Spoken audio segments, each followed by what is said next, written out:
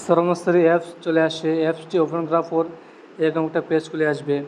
যাদের কর্মসাথী পোর্টালে log in আছে, লগ ইন পাসওয়ার্ড আছে, তারা শুধু রেজিস্টার্ড মোবাইল নাম্বার দিয়ে ওটিপি বসিয়ে তাদের গোটা ডিটেলস চলে আসবে। আর যারা রেজিস্টার করেননি তারা শ্রমস্মৃতি রেজিস্টারে ক্লিক করতে হবে। রেজিস্টারে ক্লিক করার পর এরকম একটা পেজ খুলে আসবে। এখানে মোবাইল নাম্বার বসাতে হবে। যে মোবাইল নাম্বার বসাবেন সেই মোবাইল নাম্বারে একটা ওটিপি যাবে।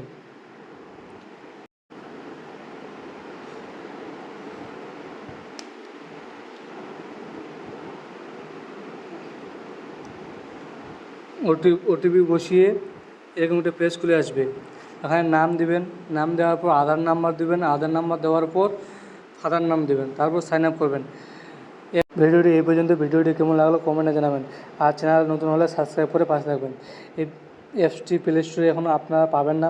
যদি আপনাদের লাগে তাহলে কমেন্টে জানাবেন, আমি আপনাদের দিয়ে দেবো।